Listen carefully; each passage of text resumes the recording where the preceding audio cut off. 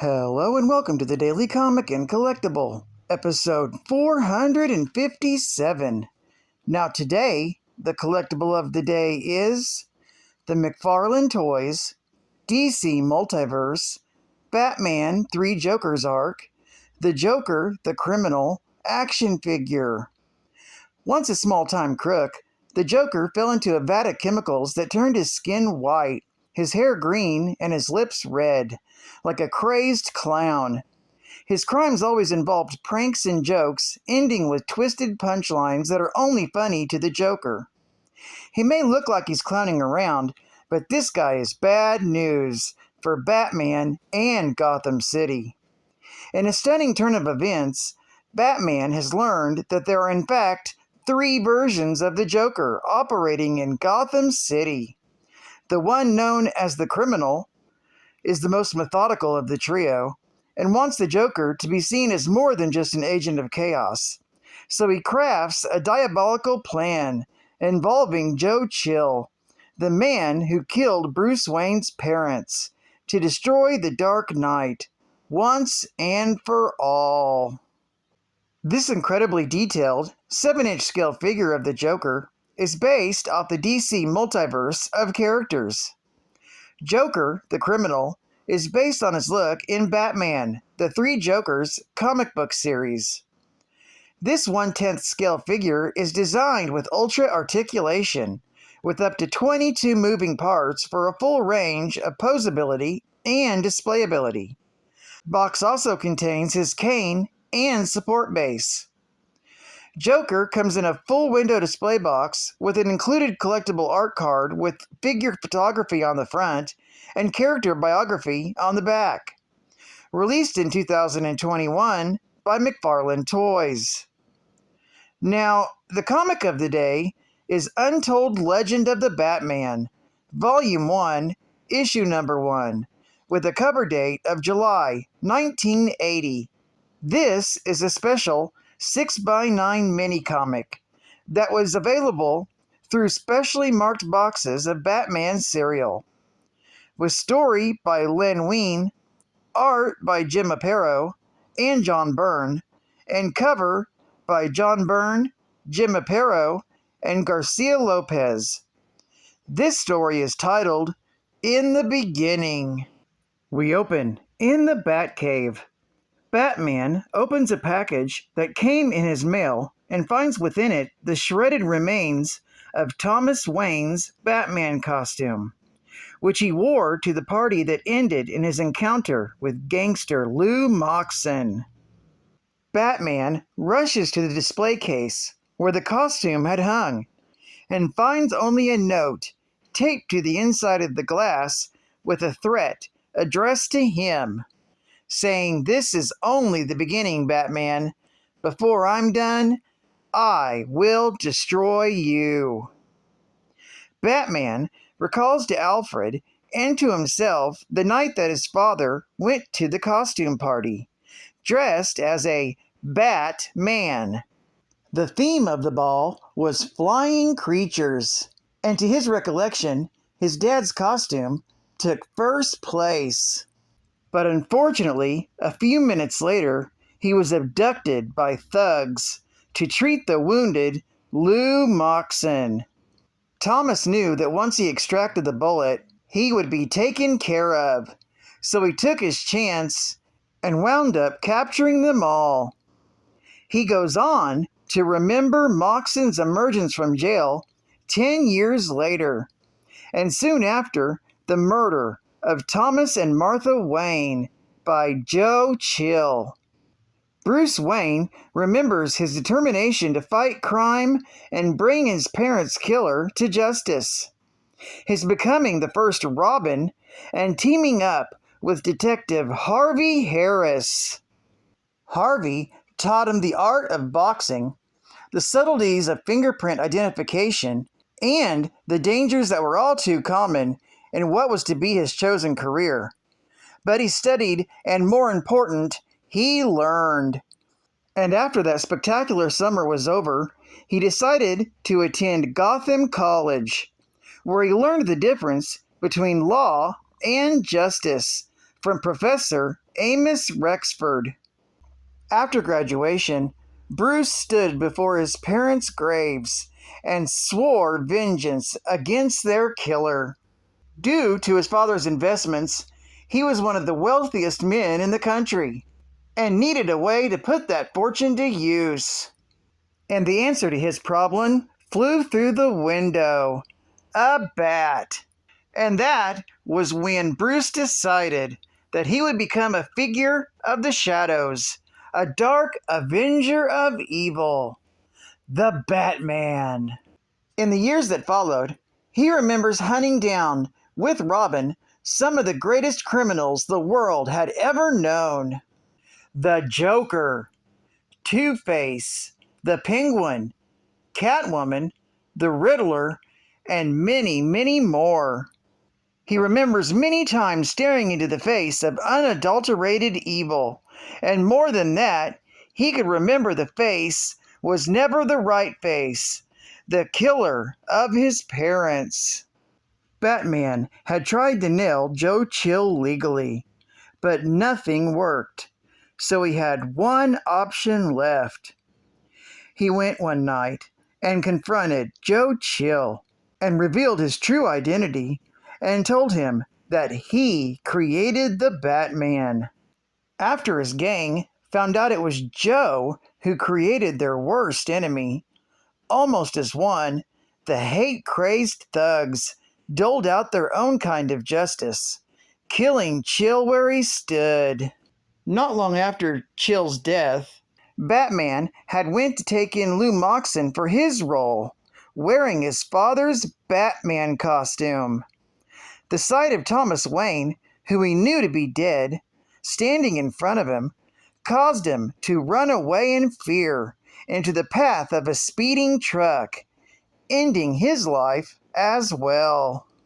Back in the present, Batman learns little from analyzing the shredded costume, and thus decides to head out on patrol in Gotham City, in the Batmobile, on a mission of vengeance.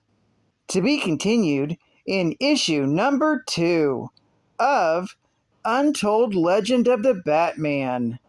Geek Fact: this was considered a key issue, adding to Batman's origin story. Also, it included the first time we find out that Thomas Wayne dressed as Batman. Also, it included the 6x9 mini-comic that was available through Batman Sweetened Cereal. It's also John Byrne's first work for DC Comics. Bonus Geek Fact: this series was published in regular format in 1980, but was published in this mini-comic for Batman Cereal as a reprint. The 6x9 comic also was available packaged with an audio cassette in a hard plastic case by Shan Lawn Enterprises. The cassette contained a complete narration of the story. This mini version was also the same as the original, only smaller, and that it had the Shan Lawn MPI logo on the bottom of the front cover. The mini comic also contains an added section at the end titled Secrets of the Batman. Secrets of the Batman. Now, as an extra bonus, we're going to take you deep under Wayne Foundation building for a grand tour of the Bat Cave.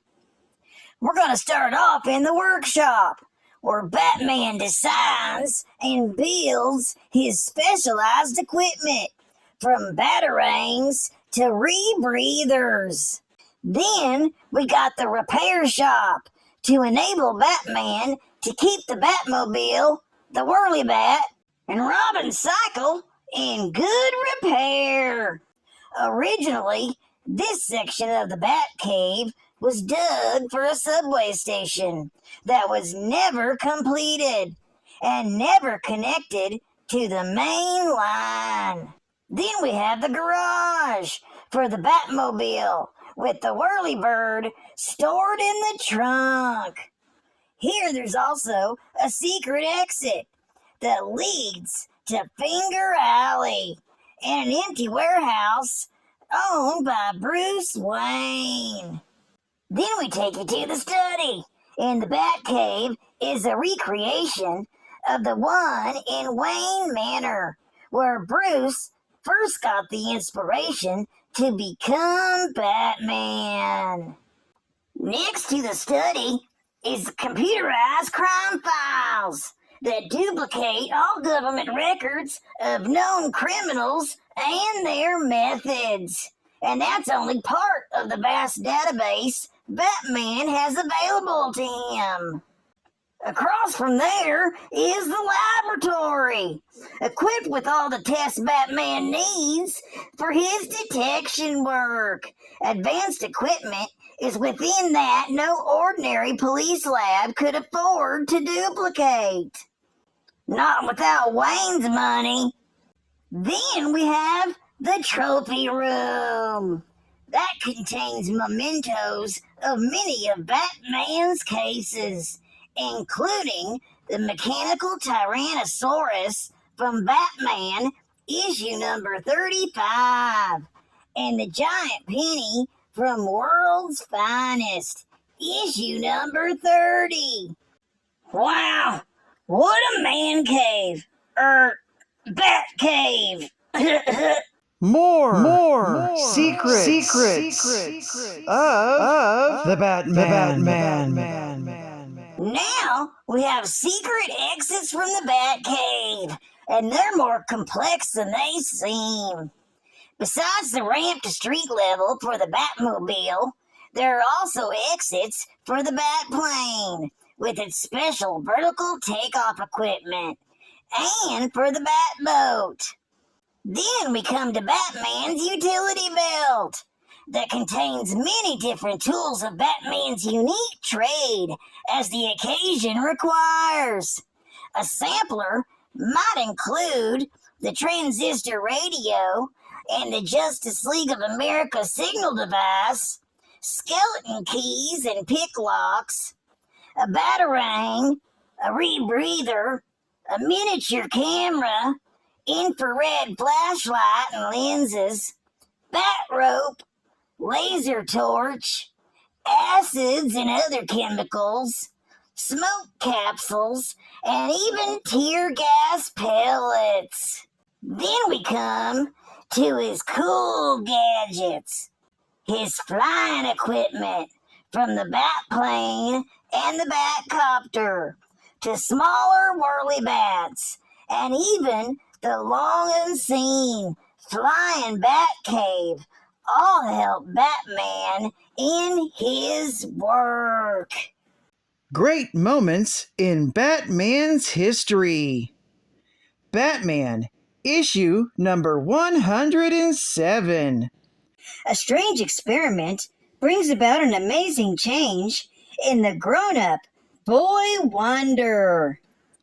It's Batman, and that fellow is taking Robin's place. Owlman. They don't know I'm really Robin? And final geek fact.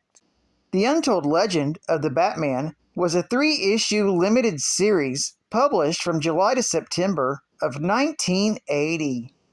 This series revealed many aspects of Batman's origin, including Batman's father, Thomas Wayne, who was a Batman, as well as recapping events from the pivotal Batman stories from the past.